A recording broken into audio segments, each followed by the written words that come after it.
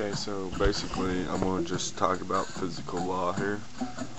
And physical law, okay, so I abide by physical law. I know physical law. And so therefore I exist within physical law. It's really weird because I exist within physical law, which is life, basically. Because everything is laws, from quantum physics law to the education law to the law of experience and to the law of, I wouldn't say attraction, but to the law of the nation and to the law of the world, which is everybody. So I exist within these physical laws.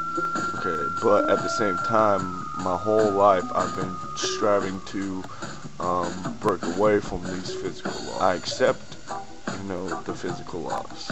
So if I say that, when I say I don't live by physical law, that doesn't mean I do not exist within physical law. That just means my thoughts and my actions don't consist of. My thoughts and my actions don't consist of physical law. So therefore I can be anywhere in any place at any time if I choose that becoming. Okay, so getting on to physical law. Physical law is basically the laws we have in place for country, for good and bad, which is, it's all aspects of language.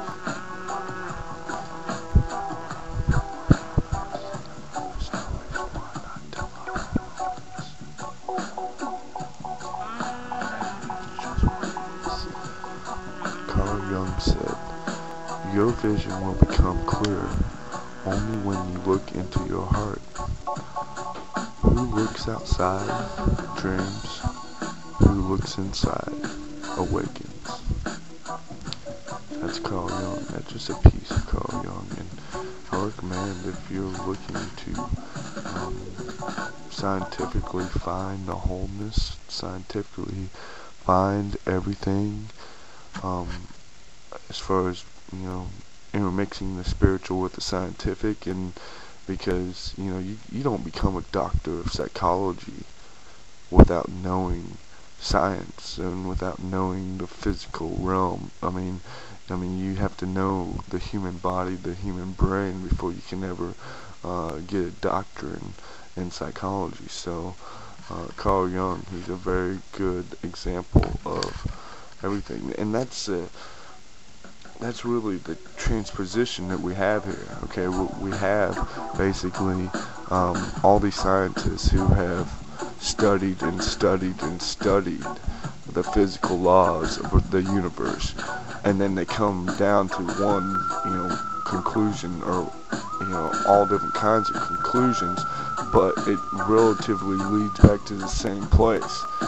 Yet we have, went years and years and years, and most of these people are 100 years old, 50 years old, and so therefore we have almost like put time in between their discoveries or their insights. And so, and that's the key here. That is a key, is basically if you go back in history.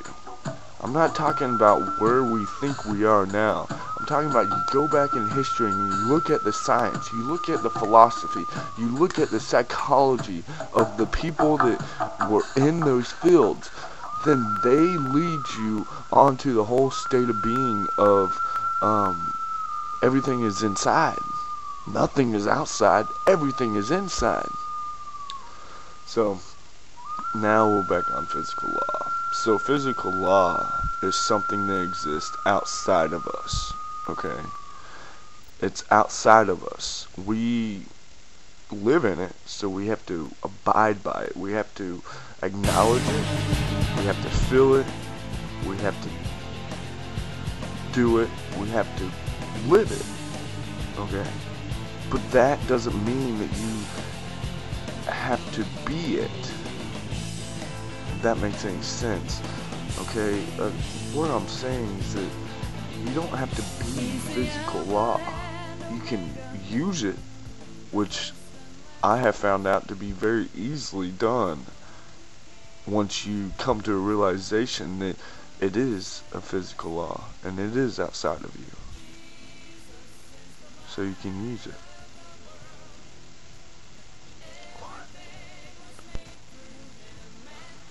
Now I'm going to talk about physical laws.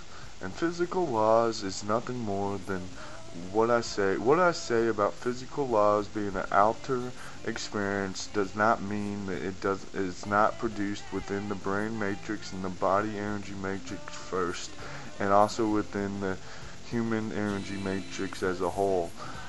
Physical law is something that we perceive to be outside of us, but it actually stems from inside of us. So whenever I say that we adhere, we acknowledge, we abide by physical law, that does not mean that we do not create physical law, because we do. But in these moments of steps of growth into the becoming of a transcendent being past the physical laws, we have to adhere and know that we are part of the physical law. And that is a step into knowing and becoming something beyond what we know. So whenever I talk about physical law being an outside source, being something outside of us, it has no context to what I mean. I mean that it is only a step for growth, only a step to become. And so therefore we must use that physical law, which is outside of us, but is first generated from inside. And even though we might not see it as that, we see physical law and the outside universe as a separate entity within itself, we must acknowledge that it is just a part of us.